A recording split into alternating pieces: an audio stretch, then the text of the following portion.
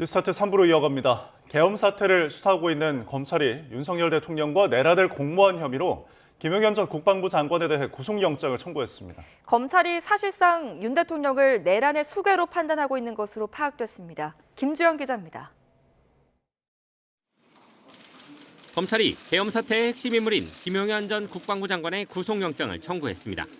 지난 8일 새벽 스스로 출석해 조사를 받다가 긴급 체포된 지 하루 만입니다. 김 전 장관은 위헌적이고 위법한 계엄 선포를 윤석열 대통령에게 건의하고 국회와 중앙선관위에 군병력을 투입하도록 지시한 혐의를 받습니다. 검찰은 특히 김 전 장관에게 윤 대통령과 공모해 내란과 관련한 중요한 임무에 종사한 혐의를 적용했습니다. 우리 형법은 내란죄를 저지른 사람을 우두머리, 중요한 임무에 종사한 자, 단순 가담자로 구분해 처벌하게 돼 있습니다. 결국 김 전 장관이 우두머리가 아니라는 뜻으로 사실상 최종 결정권자인 윤 대통령을 내란 수괴로 판단한 셈입니다. 검찰은 김 전 장관의 신병을 확보한 뒤 윤 대통령으로부터의 지시 내용 등을 집중 추궁할 것으로 보입니다. 또 영장에 공모자로 적시된 박안수 전 계엄사령관, 곽종근 전 특전사령관, 여인영 전 국군 방첩사령관, 조지호 경찰청장 등의 혐의 내용에 대해서도 수사에 속도를 낼 전망입니다. 이와 관련해 김 전 장관은 검찰 조사 과정에서 자신의 행위는 인정하면서도 위법, 위헌성은 전혀 없었다는 취지로 진술한 것으로 알려졌습니다. 김 전 장관의 영장 실질심사는 오늘 오후 3시 진행됩니다. YTN 김주영입니다. 법무부는 비상계엄 사건과 관련해 윤석열 대통령을 출국 금지했습니다. 직권남용과 내란 혐의가 적용됐는데 현직 대통령의 출국 금지는 헌정 사상 처음입니다. 우철희 기자입니다. 법무부가 윤석열 대통령을 출국 금지했습니다. 현직 대통령의 출국 금지는 사상 처음입니다. 출국 금지는 해외 도피 우려가 있는 조사 대상자가 외국으로 나가지 못하도록 이동의 자유를 일시적으로 제한하는 제도로서 수사기관이 신청하면 법무부 출입국 당국이 승인하게 됩니다. 이에 따라 윤 대통령은 출국 금지가 해제되지 않는 한 외국 순방 등을 이유로 출국할 수 없게 될 전망입니다. 고위공직자 범죄수사처를 비롯한 여러 수사기관의 요청이 있었던 것으로 전해졌는데 공수처 관계자는 윤 대통령 고발장에 적힌 직권 남용과 내란 혐의 모두를 적용해 출국 금지를 신청했다고 설명했습니다. 이런 가운데 경찰도 윤 대통령 입건 사실을 알리며 엄정한 수사에 나설 것을 천명했습니다. 행정부 최고 책임자인 대통령에 대한 수사가 가능한지 질문드립니다. 이번 사건에 대한 수사 대상에는 인적, 물적 제한이 없다는 점을 말씀드립니다. 법과 원칙에 따라 엄정하게 수사하도록 하겠습니다. 공수처와 경찰이 강한 수사 의지를 드러내는 가운데 검찰도 압수수색과 대대적인 소환 조사를 병행하며 윤 대통령을 향한 수사망을 좁혀가고 있습니다. 비상계엄 사건을 두고 여러 수사기관이 경쟁 양상을 보이는 가운데 출국 금지까지 승인되면서 윤 대통령을 향한 전방위 수사에는 더 속도가 붙을 전망입니다. YTN 우철입니다.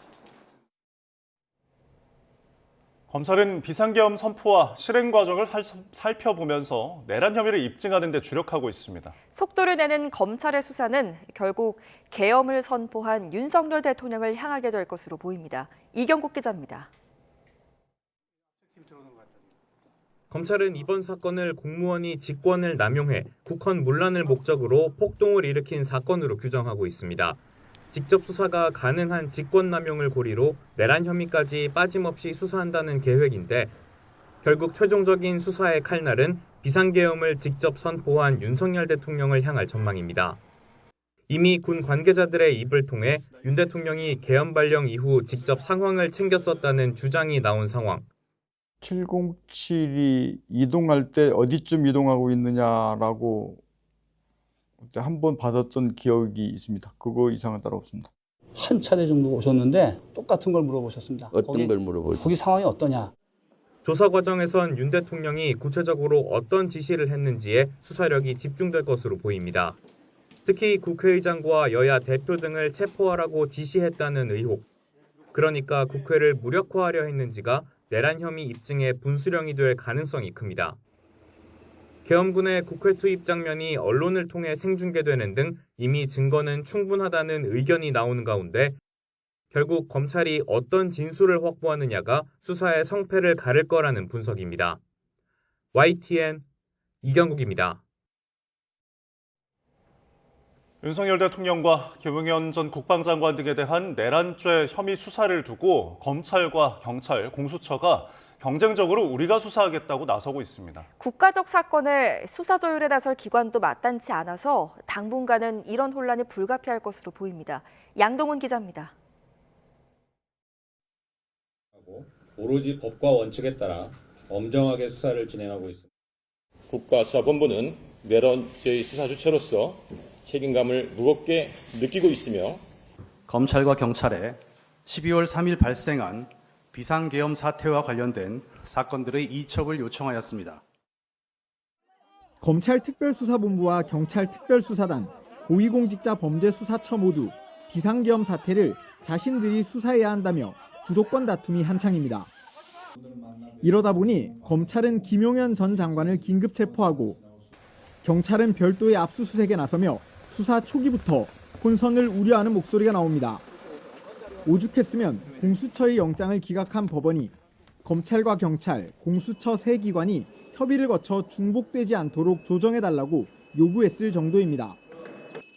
국가적 중대 사건에 수사기관이 사실상 이전 투구를 벌이는 건데 이전 같으면 대통령실이나 총리실, 법무부나 행정안전부가 조율했겠지만 이번에는 사정이 다릅니다. 대통령실은 사실상 기능이 멈췄고 행정안전부 장관은 사퇴, 법무부 장관도 비상계엄 연루 의혹으로 야당의 탄핵 대상에 이름을 올렸습니다.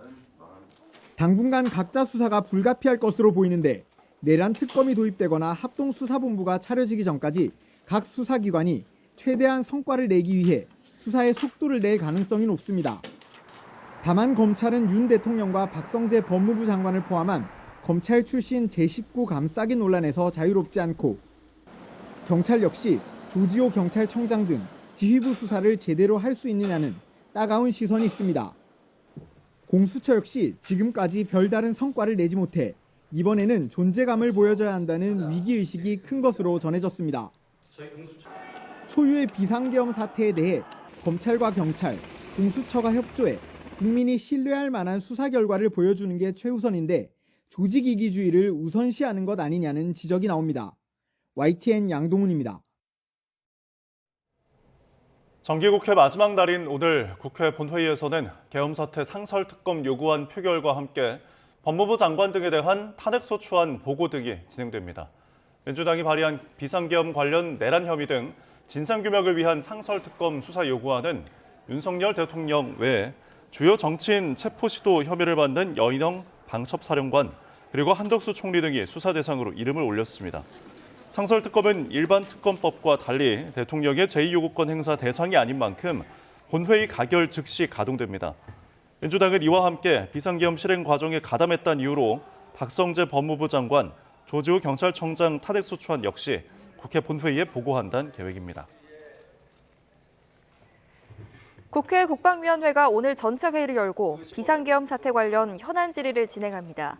애초 국방위는 어제 민주당 등 야당의 요구로 현안 질의를 진행할 예정이었지만 계엄에 관여한 군 인사들에게 출석 통보를 하기로 여야가 합의하면서 일정이 하루 늦춰졌습니다. 현안 질의에선 계엄 논의 경위와 함께 국회 중앙선관위 병력 투입 과정, 또 주요 정치인 체포 계획 여부 등이 다뤄질 예정입니다. 다음은 오늘의 경제 일정 살펴보겠습니다. 오늘도 경제금융 수장들이 이른바 F4로 불리는 긴급 거시경제 금융현단 간담회를 개최합니다. 최상목 부총리와 이창용 한국은행 총재, 김병환 금융위원장, 이복현 금융감독원장이 만나 탄핵안 부결로 변동성이 커진 금융시장 상황을 점검하고 대응책을 논의합니다. 통계청이 지난해 기준 신혼부부 통계를 내놓습니다. 신혼부부들의 소득 수준과 맞벌이 비중, 자녀 유무, 또 주택 소유 여부 등을 조사한 것으로 저출산 원인을 짚는 데도 도움이 되는 통계입니다.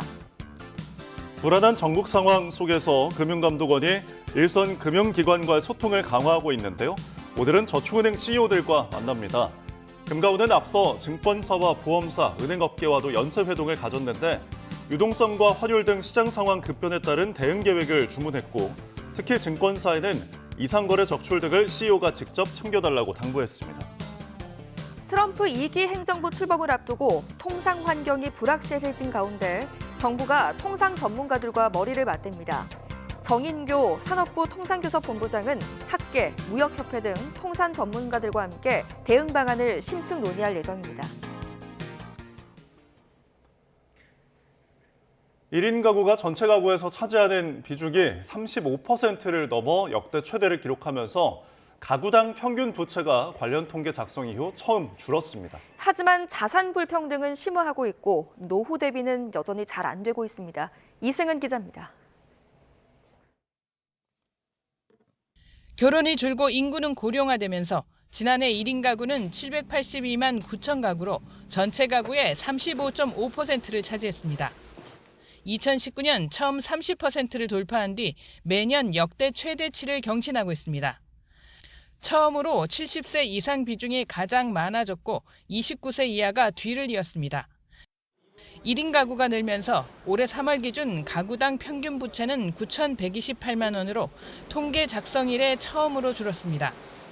하지만 금융부채를 보유한 가구의 평균 금융부채를 보면 1억 2천만 원이 넘어서 지난해 3월보다 2.1% 늘어났습니다. 이 금융부채 보유 가구의 65%는 원리금 상환이 부담스럽다고 답했고 4.5%는 상환이 불가능할 것이라고 응답했습니다. 지난해 가구당 평균 소득은 7,185만 원으로 6.3% 늘면서 2011년 관련 통계 작성 이래 가장 높은 증가율을 보였습니다. 일부 지역의 부동산 가격도 올라가며 가구당 평균 자산도 5억 4,022만 원으로 지난해보다 2.5% 늘었습니다. 하지만 자산 격차는 더 커졌습니다. 자산에서 부채를 뺀 순자산 기준 최상위 10%의 점유율이 44.4%로 역대 세 번째로 높았고 자산 불평등도를 나타내는 순자산 진위 계수는 역대 두 번째를 기록했습니다. 이제 10분위 같은 경우는 그 금융소득 중에서도 이제 저축액 그런 부분들이 많이 증가를 했었고요. 실물 자산 중에서는 거주주택 이외의 부동산 보유 증가가 다른 분위에 비해서 높은 것으로 나타났습니다. 66세 이상 은퇴 연령층의 빈곤율은 39.8%로 0.1%포인트 증가했습니다. 은퇴 후 가구주와 배우자의 월평균 적정 생활비는 336만 원으로 1년 전보다 11만 원 늘었습니다. 하지만 가구주가 은퇴하지 않은 가구 가운데 절반 이상이 노후 준비가 잘 안 돼 있다고 답했습니다. YTN 이승은입니다.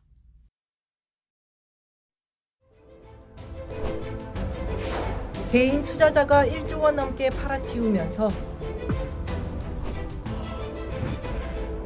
원화 가치도 급락했습니다.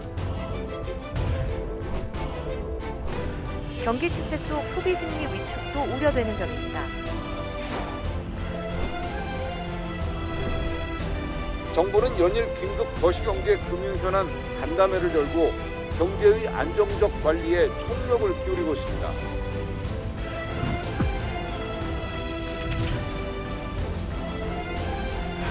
만약 정치적 불안정이 지속되면은 국가신용평가사들이 국가시정 등급을 하향 조정할 가능성이 높습니다.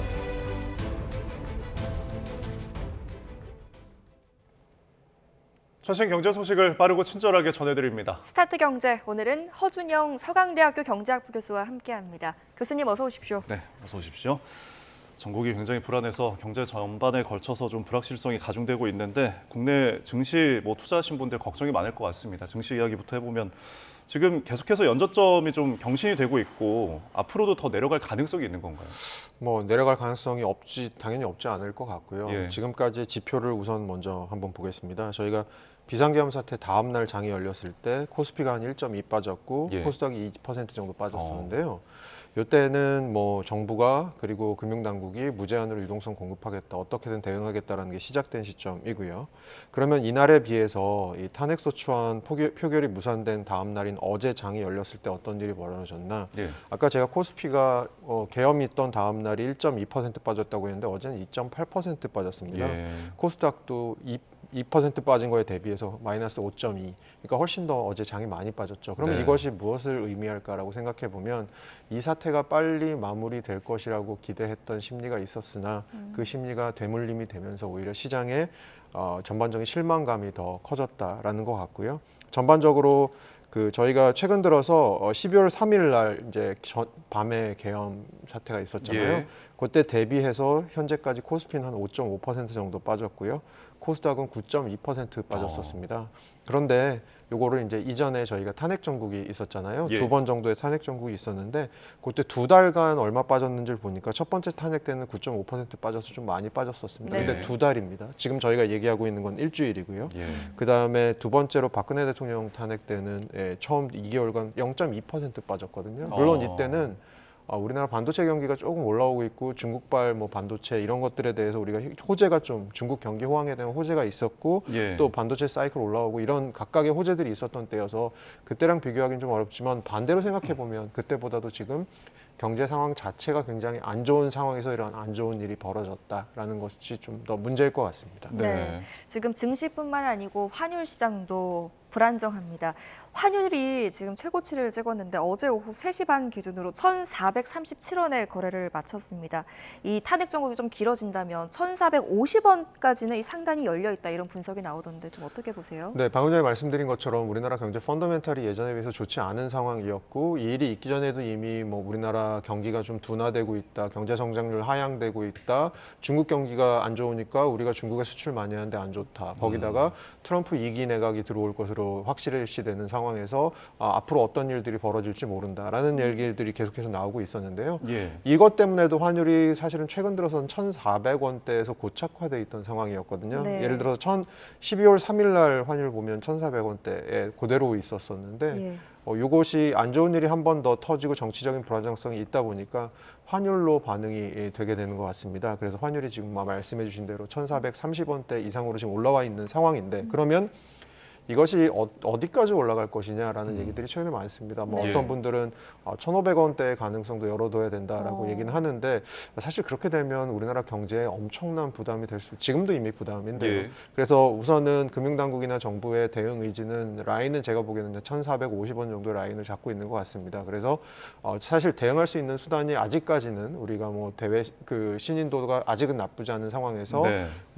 예를 들어서 외환 보유가 같은 것도 있고 여러 가지 대응 수단이 있기 때문에 대응을 하는 과정에서 한 1,350원 정도에서 막을 것 같다라는 생각은 1차 저지선은 그걸 것 같은데 문제는 네. 그 와중에서 우리가 갖고 있는 많은 자원들, 뭐 외환 보유고라든가 여러 가지 자원들을 쏟아 부을 수밖에 없는 상황이라서 이 일이 있은 이후에 또 우리가 어떤 국면을 맞이하게 될지에 대해서도 좀 걱정이 되는 부분이 있습니다. 네, 그럼 교수님 의견으로는 1,450원 선까지는 우리나라가 그래도 좀 어느 정도 대응이 가능한 수준이다라는 말씀이신가요? 네, 1,450원대에서 대응 의지를 저는 보일 거라는 수준의 얘기고요. 네. 그리고 만약에 환율이 1,450원을 넘어서 1,500원대로 급박하게 가는 상황은 사실 이것은 대응보다도 더 안 좋은 일들이 계속해서 벌어지는 상황. 결국은 시장은 배드 뉴스보다, 나쁜 뉴스보다 사실 더 싫어하는 건 불확실성인데 지금 정치적인 불확실성이 굉장히 길어지고 있는 상황이잖아요. 예. 이런 측면에서 자꾸 이제 외국인 투자자들 관점에서는 그리고 국내 투자자들의 관점에서는 사실 어제 코스피 같은 경우도 오히려 외인들은 많이 샀는데 국내 개인 투자자들이 많이 투매를 했잖아요. 이런 걸 예. 보면 사실은 이제는 뭐 외국인 투자자의 문제다, 국내 투자자의 문제다라고 얘기하기도 이미 조금 시간이 너무 많이 지나버린 상황이 아닌가라는 생각이 들어서 네. 오히려 1,450원대, 오히려 저는 제 해석은 1,450원이 넘은 상태로 고착화가 또 가게 되면 예. 그거야말로 조금 손쓸 수 없는 상황까지 되는 것이 아니냐, 뭐 이런 느낌이 좀 들고 네. 있습니다. 사실 우리나라는 뭐 수출 수입에 대해서 대외 의존도가 좀 높으니까 지금 이렇게 달러 가치가 오르면 수입 물가도 좀 비싸져서 우리 국내 물가에도 좀 영향이 있지 않을까 싶은데 이 부분은 어떤가요? 최근에 들어서 악재가 사실 하나만 오는 게 아니고 좀 여러 가지가 같이 오는 것 같습니다. 최근에 그 유엔 식량농업기구라는 기구에서 예. 매달 뭘 하고 있냐면 세계 식량 지수라는 것을 시산을 해서 이제 보고를 합니다. 네. 이게 뭐냐면 식량 가격들의 전체적인 평균적인 지수 같은 걸 우리가 소비자 물가 지수처럼 이렇게 만들어서 하는데 이게 지난해 4월 이후에 19개월 만에 최고치를 기록했다고 합니다. 그러니까 식량 가격 중에 특히 저희 많이 쓰는 그 식품용 기름 있잖아요. 네. 팜유나 카놀라유 이런 것들의 가격이 많이 올랐다고 합니다. 그래서 원래 지금 식량 가격 지수도 조금 올라가고 있다. 그러니까 원래 원자재 가격도 식량 가격도 오르고 있는데 이거를 우리는 달러를 주고 사와야 되는 예. 입장이잖아요. 왜냐하면 우리나라 같은 경우는 밀이나 옥수수, 콩 같은 작물들의 자급률이 굉장히 낮아서 이런 것들은 다 지금 수입에 의존하고 있습니다. 그러면 이런 것들을 우리가 달러를 주고 사와야 되는데 지금 달러 값도 굉장히 비싸다. 원화가 네. 굉장히 그 절하돼 있다라고 하는 것은 결국은 저희에게 이제 식량 물가, 특히 소비자 물가 중에 수입 물가를 자극해서 오히려 소비자 물가를 다시 밀어 올릴 수 있는 가능성이 있다라는 거고요. 최근에 소비자 물가 지수 같은 경우는 1.3%까지 내려와 있습니다만 네. 그 최근 들어서 정책기관 내에서도 그런 얘기들을 좀 하시는 것 같아요. 우리가 과연 1년 전 같은 월에 비해서 소비자 물가가 얼마나 올랐는지를 보는 것이 과연 옳은 지표인지 이것이 사실은 주는 정보가 있을 수도 있습니다. 예를 들어서 1년 전에 비해서 지금 소비자 물가가 1.3% 올랐다 하면 저희가 가늠은 할 수 있죠. 어느 정도. 그리고 중앙은행에 계신 분들도 그 물가 지수가 대충 한 2% 정도 오르도록 경제 정책을, 통화 정책을 하겠다라는 건데요. 네. 그런 측면에서 의미는 있지만 저희가 사실 생각하는 물가라는 건 2년 전에 비해서 3년 전에 비해서 내가 마트에 갔을 때 살 수 있는 물건들이 이렇게 적어졌나? 2년 전에 비해서 내가 나가서 사 먹을 때 이렇게 가격이 점심값이 비싸졌나? 이런 거기 때문에 사실은 소비자 물가 지수가 내려왔다고 하더라도 그동안 눈덩이처럼 쌓인 물가가 꽤 많고요. 거기다가 지금 원화 약세에다가 식량 가격 올라가는 거 이런 것들이 전반적으로 밥상 물가를 또 밀어올릴 가능성이 있기 때문에 이런 부분들에 대해서는 사실 굉장히 걱정되는 부분이 있죠. 예. 네, 증시, 환율, 물가 어느 것 하나 걱정되지 않는 게 없습니다. 지금 이렇게 국내 정치적 불안 장기화 가능성이 있다 보니까 국제 신용평가사들의 경고도 잇따르고 있는 것 같아요. 일각에서는 박근혜 전 대통령 탄핵 때보다 상황이 조금 더 안 좋다 이렇게 평가하는 사람들도 있던데 어떻게 보세요? 그러니까 아까 제가 잠깐 말씀드렸지만 먼저 경제 국면을 좀 비교해야 됩니다. 2016년에 탄핵이 있을 때 그때는 근데 저는 이게 되게 평행이론 같은데 그때도 트럼프 대통령 1기 당선이 확정됐을 때였었을 때입니다. 네. 그래서 그것 때문에도 조금 대외 불안이 있었는데 불확실성이 있어서 사실 우리나라 경기 국면만 보면 그 당시는 반도체 경기가 약간 올라오고 있었고 그리고 우리나라 경기 자체도 바닥을 치고 반등을 하고 있던 시점이었습니다. 한마디로 올라오는 국면이었었어요. 그러니까 그때에 비해서 지금은 사실은 우리가 이 일이 정치적 불안정성이 있기 이전에도 이미 우리나라 경제 최근에 좀 내려가고 있는 것이 아니냐, 구조적인 어떤 문제가 있는 것이 아니냐 이런 얘기 계속하고 있었잖아요. 그러니까 안 좋은 상황에 지금 충격을 맞은 겁니다. 실제로 우리나라 무디스 기준으로 신용등급 보니까 2000년 이후에는 계속 안정적이었어요. 한 번만 제외하고 2003년에 2월 달에 북한이 NPT 탈퇴하면서 그때 한번 지정학적 위험이 올라가서 한번 부정적으로 강등되었다가 다시 올라왔습니다. 그러면 신용등급이라는 거 어떻게 매기느냐라고 생각을 하시면 기본적으로 뭐 그런 겁니다. 외환보유가 얼마 있냐. 네. 그다음에 단기 외채가 많냐 적냐. 왜냐하면 단기 외채가 많다는 건 우리가 단기적으로 외국에 갚아야 될 돈이 많다라는 거니까 단기 외채가 어느 정도 있냐. 그리고 기업들의 경쟁력이 어느 정도냐. 더 중요하게 최근 들어서 우리가 얘기하는 건 지정학적 리스크와 정치적인 안정성이 얼마나 확보되어 있느냐인데 네. 우리나라 같은 경우는 대표적으로 지정학적 리스크와 정치적 안정성이 연동되어 있는 나라 중에 하나입니다. 그렇습니다. 바로 옆에 북한이 있기 때문이죠. 그런 측면에서는 외국 신용평가사들이 이거 처음에 그 계엄 있고 바로 무효화됐을 때는 역시 한국의 뭐 민주주의가 괜찮네. 그리고 생각보다 우리가 신용등급 강등할 상황은 아니네라고 얘기하다가 갑자기 이번에 탄핵하는 표결이 무살되면서 이때부터 얘기가 좀 바뀌기 시작했습니다. 이게 장기화되면 우리도 장담 못하겠는데라는 식으로 한국의 신용등급에 대해서 다시 생각해 볼 수밖에 없는데 가장 대표적인 이유는 정치적 불안정성 그리고 지정학적 리스크와 연관이 있는 것 같습니다. 예. 사실 이렇게 어려운 상황에서 금융당국도 뭐 갖가지 타개야들 좀 고민을 하고 있고 굉장히 간담회도 지속적으로 갖고 있는데 결국은 뭐 어떤 정책을 집행하기 위해서는 입법 과정이 있어야 되는 거 국회에서 이제 입법 지원을 해줘야 되는데 뭐 예산안도 넘어오지 못하고 있고 반도체법을 비롯해서 경제 관련 법안들도 좀 어려운 상황인데 이런 부분들은 또 어떻게 타개해야 될까요? 그러니까 사실 저희도 1년 딱 시작을 하면 뭐 새해 결심을 하면서 뭘 하냐면 올해 내가 수입이 어느 정도 될 것 같고 우리 가족 살림은 어떻게 살면 될 것 같고 이런 계획을 짜지 않습니까? 정부가 그런 계획을 전혀 못 짜고 있는 상황이고요. 그다음에 뭐 최근 들어서 나오고 있던 여러 가지 금융 관련된 어떤 그 세제안들, 금융투자 소득세 어떻게 할지, 가상자산 과세 어떻게 할지 이런 거 다 얼스톱이고요. 이런 거 시장에 지금 들어가 계신 분들은 굉장히 어떤 불안감이 크실 것 같아요. 없습니다. 거기다가 반도체 지원법이라고 해서 반도체 특별법이라고 해서 우리나라 반도체 산업 좀 다음 먹거리를 위해서 다른 나라들도 각 자국의 반도체 기업을 열심히 도와주니까 우리도 한번 도와줘 보자 뭐 이런 법안들이 지금 나온 상태거든요. 그러니까 얼스탑입니다. 사실 시계 제로고요. 이런 상황에서 지금 그렇지 않아도 경제가 신경 쓸 것이 많고 여러 가지 아킬레스건들이 드러나고 있는데 제일 제가 보기엔 큰 문제 중에 하나가 이렇게 내년의 경제 정책에 대해서 내년의 경제 플랜에 대해서 우리가 알 수 있는 것이 아무것도 없고 정부도 지금 어떻게 흘러가는지 알 수 있는 것이 아무것도 없다. 결정된 것이 아무것도 없다. 저는 사실은 그런 부분인 것 같아요. 사실 이분들에 대해서는 아까도 뉴스에 잠깐 나온 것 같습니다만 예. 어쨌든 간에 지금 뭐 양 당에서 협의를 해서 어떻게든 통과를 뭐 시키는 방향으로 하겠다라고 하는데 그 와중에서도 어떤 예산을 좀 더 넣고 어떤 예산을 좀 더 빼고에 대해서 기싸움이 있을 것으로 보입니다. 뭐 그거는 경제를 보는 제가 얘기할 부분은 아닌 것 같지만 경제 정책의 골든 타임이라는 것이 있고 저희에게 주어진 시간이 그렇게 길지 않다는 것은 분명할 것 같습니다. 네. 하루빨리 사태가 좀 진정이 돼야 하겠는데요. 지금 대외적으로도 불안 요소가 또 있습니다. 아까 말씀하셨던 트럼프 2기 행정부가 이제 곧 시작하기 때문에 물밑 소통이 되게 중요한 시기인데 만약에 지금이 비상 상황이 아니었다면 지금쯤 어떤 것들을 좀 준비하고 대응하고 있어야 됐을까요? 가장 크게는 제가 보기에는 우리가 바이든 행정부에서 받았던 여러 가지 지원들, 보조금들 이런 것들에 대한 협의가 있어야 될 것 같고요. 두 번째로는 그 관세에 대한 협의가 있어야 될 것 같은데 네. 이런 협의들은 기업들이 할 수 있는 게 아닙니다. 네. 이런 협의들은 정부가 하는 건데 뭐냐면 이런 겁니다. 지금 스캇 베센트라고 하는 미국의 재무장관이 늘 하는 얘기 중에 하나가 정부를 좀 효율화하기 위해서 정부의 지출을 좀 줄일 필요가 있다. 그렇게 해서 미국의 국가 부채를 관리할 필요가 있는데 지출을 줄인다는 게 뭘까 생각해 보면 비효율적인 지출은 줄이겠다. 그리고 예. 효율적인 지출은 하겠다라는 거거든요. 그러면 그 사람이 생각하는 비효율적인 지출 중에 대표적인 게 반도체 보조금 같은 겁니다. 네. 왜 우리가 칩스법 같이 보조금 줘야 돼? 이런 겁니다. 그러면 우리나라 기업들이 이것 때문에 미국에 많이 투자해 놨는데 이런 것들에 대해서 어떻게 할지 이런 것들에 대한 협상이 진행됐었어야 했을 것 같고요.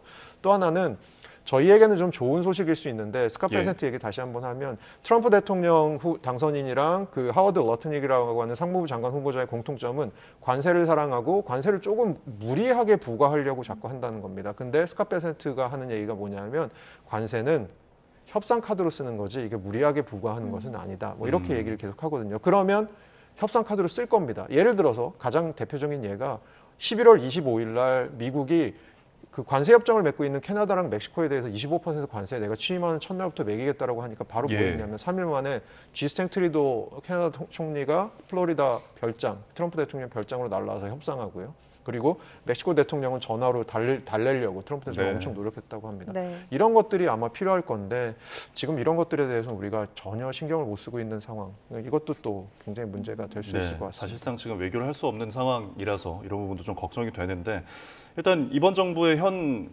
핵심 과제는 대왕고래 프로젝트 아니겠습니다. 이 시추선이 부산에 지금 입학을 했는데 원래 예정대로라면 일주일 후에 수추에 나설 예정인데 이게 가능할까요?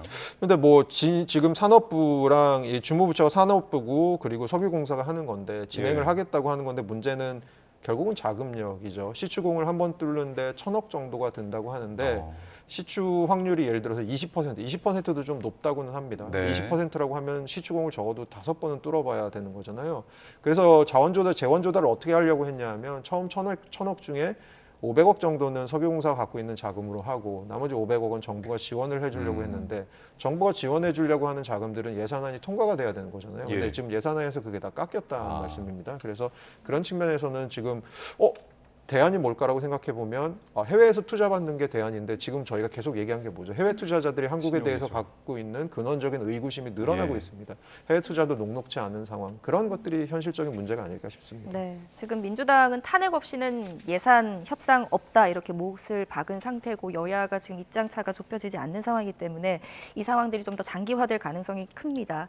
2차 시추부터는 해외 투자 유치로 지금 하겠다는 보관이었는데 이것조차도 지금 불확실성이 커진 상황인 거죠. 네, 그렇죠. 해외 투자자들은 사실은 두 가지 의문이죠. 하나는 한국이라는 거. 최근 들어서 한국에 들어가는 게 좋을까라는 생각을 할 것 같고요. 두 번째로는 현 정부의 역점 사업인데 현 정부가 얼마나 지속될 것인지에 대한 그런 의문이 있을 것 같습니다. 그런 측면에서 쉽지 않고요. 석유공사가 그러면 회사채를 발행하는 방법이 있는데 석유공사도 지금 자본전식 상태이기 때문에 회사채 발행이 쉽지 않습니다. 한마디로 이 굉장히 먹구름이 끈 그런 상황입니다. 네, 일단 지켜볼 수밖에 없는 현실인 것 같습니다. 자, 끝으로 뉴스 중시 보겠습니다. 시장 흐름 흐름이 조금 내려간 것 같네요. 예, 3대 지수가 지금 조정 국면에 들어가서 다 하락을 했고요. 특히 엔비디아가 지금 중국 정부의 반독점법 위반에 대한 조사가 들어갔거든요. 엔비디아에. 그래서 어제 2.5% 빠지면서 전반적으로 뭐 기술주가 좀 약세였던 것 같다. 그리고 이번에 좀 지켜봐야 될 것은 중국이 좀 중요한 것 같고요. 예. 중국이 이번 주에 연례 중앙경제공작회의라는 걸 열어서 통화 완화나 내수 부양 정책들을 얼마나 낼지에 대해서 지금 되게 관심이 크고 시장에 예. 기대가 좀 있어서 중국 기업들은 조금 또 주가가 오르더라고요. 그리고 예. CPI 발표 있는데 CPI는 전달이랑 비슷하게 나올 것 같고 그리고 시장에서는 12월 지금 금리나 FOMC 금리나 확률을 일주일 전에 한 60%에서 지금 한 86%까지 올려놓은 상태. 최근 들어서 미국의 실업률 좀 올라가고 경제가 연착륙은 하고 있지만 전반적으로 조금 냉각하는 과정이다라고 보는 것 같습니다. 네. 알겠습니다. 전국 불안으로 인한 경제 전망 그리고 뉴욕 증시까지 좀 살펴봤습니다. 오늘 여기까지 듣겠습니다. 지금까지 허준영 서강대학교 경제학부 교수와 함께했습니다. 교수님 잘 들었습니다. 고맙습니다.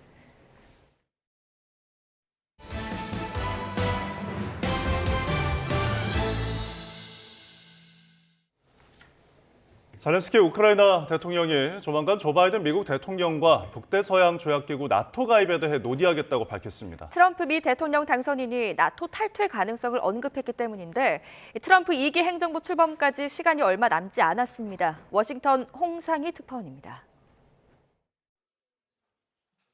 내년 총선을 앞둔 독일의 총리 유력 후보인 프리드리히 메르츠 기독민주당 대표를 만난 젤렌스키 우크라이나 대통령. 독일의 무기 지원과 함께 우크라이나의 나토 가입에 힘을 실어달라고 촉구했습니다. 조만간 바이든 미국 대통령과 나토 가입을 논의하겠다고도 말했습니다. Я збираюсь, до речі, подзвонити найближчим часом президенту Байдену, якщо у нього буде така можливість поговорити зі мною і підняти саме питання щодо запрошення в НАТО. 젤렌스키 대통령의 나토 가입이 다급해진 건 하루 전 나토 탈퇴 가능성을 언급한 트럼프 미 대통령 당선인의 인터뷰 때문입니다. If they're paying their bills and if I think they're treating us fairly, the answer is absolutely I'd stay with NATO. But if not, you would consider the possibility of getting it. Absolutely. Yeah, absolutely. 전쟁의 조속한 종식과 함께 2기 행정부 출범 이후 지원을 줄일 것이라고 공언한 트럼프 당선인이 나토 탈퇴 카드까지 꺼내면서 발등에 불이 떨어진 셈입니다. І нема сенсу обговорювати з президентом Трампом те, що сьогодні ще поки він не в Білому домі, від нього не залежить. 젤렌스키 대통령은 나토 가입을 서두르고 있지만 전망은 밝지 않습니다. 지난달 우크라이나는 러시아가 점령한 영토 탈환까지 포기할 수 있다며 가입을 요청했지만 나토는 사실상 거절 의사를 밝힌 상태입니다. 여기에다 트럼프 당선인이 비용 분담과 탈퇴 압박에 나서면서 회원국들의 우크라이나 나토 가입 추진이 더 부담스러워졌다는 겁니다. 우크라이나는 지난 3일 종전과 관련해 나토 가입 외에 어떤 안전보장 방안도 거부하겠다고 밝혔습니다.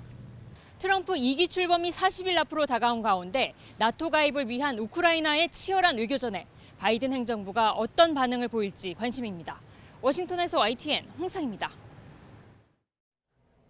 도널드 트럼프 미국 대통령 당선인이 원정 출산을 차단하기 위해 비자 발급 요건 등을 강화하는 방안을 검토하고 있다고 월스트리트 저널이 보도했습니다. 이 신문은 트럼프 인수팀이 부모의 법적 체류 상태와 무관하게 미국에서 태어난 사람에게 자동으로 주는 시민권을 축소하기 위해 여러 종류의 행정명령을 작성 중이라고 소식통을 인용해 전했습니다. 행정명령은 출생 시민권 제도와 관련해 여권을 비롯한 시민권을 증명하는 연방기관에서의 서류 발급 요건을 변경하는 데 초점을 맞출 것으로 예상됩니다. 네, 소설가 한강이 우리 시각 오늘 밤 자정에 스웨덴에서 열리는 노벨 문학상 시상식에 참석합니다. 이를 계기로 문학의 나라 영국에서는 한강 작가의 대표작들을 포함해 한국 문학의 시대별 작품들을 선보이는 특별전이 마련됐습니다. 런던에서 조수연 특파원이 전해드립니다. 런던 시내의 한 대형 서점. 존 스타인백, 조지 오웰 등 세계 문학 거장들의 대표작과 함께 한강의 채식주의자가 진열돼 있습니다. 영국 부커상 수상작이기도 한 이 작품은 올해 노벨 문학상 발표 후 더 많은 관심을 끌고 있습니다. And asks us to think about the extremes of our human experience, what it means to think through non-human experiences. It can be very graphic at times, but it's very rewarding. 한강의 노벨 문학상 수상을 계기로 주영 한국문화원은 영국에 처음으로 우리 문학을 선보이는 특별전 베스트셀러를 마련했습니다. 지난해 찰스 국왕이 윤동주의 시 바람이 불어를 영어로 낭송했던 순간이 영감을 줬습니다. 문학을 정말 사랑하는 영국 사람들에게 한국 문화의 어떤 정서적인 면, 서정적인 면을 전달하고 싶었습니다. 그래서 그런 어떤 감정과 감정이 한국과 영국이 연결되고 또 그래서 서로 공감하게 된다는 게 이번 전시의 가장 큰 의미입니다. 이번 특별전에는 홍길동전과 김만중의 구운몽부터 이상의 작품선 등 대중의 사랑을 가장 많이 받아온 시대별 문학 작품들이 소개됩니다. 윤동주의 별해는 밤을 감미로운 영상과 함께 한국어와 영어로 감상할 수 있고 한강의 소설에서 발췌해 영어로 번역한 글귀들을 접하며 작가의 작품 세계를 엿볼 수 있습니다. This exhibition is a gateway to Korean literature and shows the British public exactly what they can discover from each era. It's fantastic. 문화원은 내년 1월까지 이어지는 특별전 이후에도 한국 문학 번역가들과의 만남 등 문학 관련 행사를 더 확대해 나갈 계획입니다. 이번 노벨문학상 수상이 영국인들에게 한국 문학을 더 폭넓게 알리는 기회가 되고 있습니다. 런던에서 YTN 조수연입니다. 잉글랜드 프로축구 토트넘의 손흥민이 시즌 5호 골을 넣었지만 팀의 패배를 막지 못했습니다. 경기 후 기자회견에서는 큰 기회를 날렸다며 사과했는데요. 감독도 손흥민의 실수를 콕 집어 언급했습니다. 양시창 기자입니다. 메디슨이 페널티 박스 왼쪽을 파고들어 패스를 건네자 손흥민이 오른발로 골망을 흔듭니다. 후반 추가 시간에 터진 손흥민의 올 시즌 프리미어리그 4호 골이자 지난달 29일 유로파리그 페널티킥 골에 이은 시즌 5호 골입니다. 열흘 만에 득점포를 가동했지만 손흥민은 웃지 못했습니다. 토트넘이 전반에 2골을 먼저 넣고도 4골을 연이어 실점하며 역전패했기 때문입니다. 특히 손흥민은 2대2 동점 상황에서 오프사이드를 뚫고 치고 나가 결정적인 기회를 만들었지만 슈팅이 골포스트 바깥으로 아쉽게 빗나갔습니다. 포스테코글루 감독도 이례적으로 손흥민을 콕 찍어 아쉬움을 나타냈습니다. Massive moment with Sonny to go 3-2 up, and that's kind of where the game can swing. We don't take that, and then we let ourselves down with really two poor challenges in the box to give away penalties. And 손흥민도 중요한 순간에 팀에 실망을 안겼다면서 사과했습니다. They all tried very, very hard. They showed a real character and personality. But just one thing is that in such an important moment that I missed the chance, I feel like I let the team down. So. 경기가 끝난 뒤 축구 통계 매체 풋몹은 손흥민의 팀 내 최고 평점을 부여했지만 일부 매체는 낮은 평점을 주면서 평가가 엇갈렸습니다. YTN 양시창입니다. 영국은 우리와 달리 전력 시장이 개방돼 요금 체계가 다양합니다. 이를 이용해서 고객들에게는 저렴한 혜택을 제공하면서 소비자 주도의 탈탄소화에 기여하는 기업이 있습니다. 고재영 기자가 취재했습니다. 재생에너지를 공급하는 옥토퍼스 에너지는 영국 전력 시장에서 혁신의 상징으로 통합니다. 크라켄이라는 인공지능 프로그램으로 고객에게 더 저렴하고 혁신적인 서비스를 제공하고 있습니다. 옥토퍼스 에너지는 영국 전역에 흩어져 있는 재생에너지와 원자력 발전소 등 발전원을 연결해 하나의 가상 발전소 역할을 하고 있습니다. 이를 통해 재생에너지 발전이 많아 요금이 저렴한 시간대에 전기를 이용하도록 하고 요금이 비쌀 시간대에는 이용을 줄이도록 고객을 도와줍니다. 이 회사의 요금제 중에는 팬클럽 요금제가 있습니다. 풍력발전기 주변에 사는 고객의 경우 전기요금의 최대 50%까지 할인받을 수 있습니다. 에너지가 생산되는 곳은 에너지 요금이 저렴해야 한다는 논리입니다. 전기차에서 전기를 끌어다 쓸 수 있는 경우 자동으로 저렴한 시간에 집에서 충전할 수 있도록 해줍니다. 고객의 태양광 패널 설치를 지원하고 남는 전기를 저장할 수 있는 배터리도 보급해 전기를 팔 수 있는 방법을 제공합니다. And there are so many other ways that will help people save money. So the standard price is lower, But then there are so many ways they can cut their own costs because of our technology and the way that we work with renewables. 이를 통해 700만 가구에 달하는 영국 내 옥토퍼스 고객들이 탈탄소화에 이바지할 수 있도록 돕고 있습니다. 클린 에너지, 넷제로 정부가 주도하는 그런 정책에도 부합하는 것 같고, 뭐 친환경 정책에 약간의 기여도 하는 것 같고. 소비자들의 탈탄소화 참여를 이끄는 옥토퍼스 에너지의 혁신은 2050년 탄소 중립을 목표로 하는 우리에게도 큰 시사점이 되고 있습니다. 영국 런던에서 YTN 고재영입니다. 서울시가 12월 한 달 동안 강남과 종로 등 4곳에 임시택시 승차대를 설치하고 심야 시간대 택시를 1,000대 추가 공급하기로 했습니다. 시는 연말연초가 다가옴에 따라 매주 목요일과 금요일 심야 택시 운행을 늘리고 승차대에서 승객과 택시를 1대1로 연결해 질서 있는 승차를 유도하겠다고 밝혔습니다. 아울러 승차 거부나 부당요금 등 불법 행위가 발생하지 않도록 오는 27일까지 매일 저녁 명동과 강남, 홍대 등 19곳에서 단속 활동에 나섭니다. 이와 함께 16일부터 31일까지 홍대와 강남, 명동 등 11개 주요 지점의 버스 막차 시간을 새벽 1시까지로 연장하고 심야 전용 시내버스인 올빼미 버스도 28대 늘려서 167대를 운영합니다. 네, 이번엔 출근길 날씨 알아보겠습니다. YTN 야외 스튜디오 연결합니다. 윤수빈 캐스터. 네, 윤수빈입니다. 네, 오늘 출근길 날씨 어떻습니까? 네, 오늘 아침 출근길 날씨로 인한 큰 불편은 없습니다. 현재 전국적으로 맑은 하늘이 드러나 있고요. 미세먼지나 안개 걱정도 없습니다. 네, 현재 기온은 어떤가요? 네, 현재 서울 기온은 영하 1.6도로 어제 같은 시각보다 2도가량 높아서 어제보다 추위도 한결 덜한데요. 낮 동안에도 기온이 7도까지 오르는 등 평년 수준을 2도가량 웃돌겠습니다. 오늘 아침 어제보다는 추위가 한결 덜하지만 밤사이 중부와 경북 일부 지역을 중심으로 기온이 크게 떨어졌습니다. 현재 파주 영하 8.6도, 철원 영하 9.9도, 안동은 영하 6.5도를 보이고 있습니다. 오늘 낮 기온은 어제와 비슷하거나 조금 더 높겠습니다. 서울 한낮 기온 7도, 광주 9도, 대구는 10도까지 오르겠습니다. 주 후반까지는 예년 이맘때 초겨울 추위가 이어지는 가운데 내일 오후부터 모레 새벽 사이 동해안에는 동풍의 영향으로 비나 눈이 내릴 전망입니다. 건조특보가 발효 중인 동해안 지역은 내일 비나 눈이 내리기 전까지 대기가 무척 건조하겠습니다. 여기에 바람도 다소 강하게 불고 있는 만큼 산불 등 화재 사고가 발생하지 않도록 불씨 관리 철저히 해주시기 바랍니다. 지금까지 서울 상암동 야외 스튜디오에서 YTN 윤수빈입니다.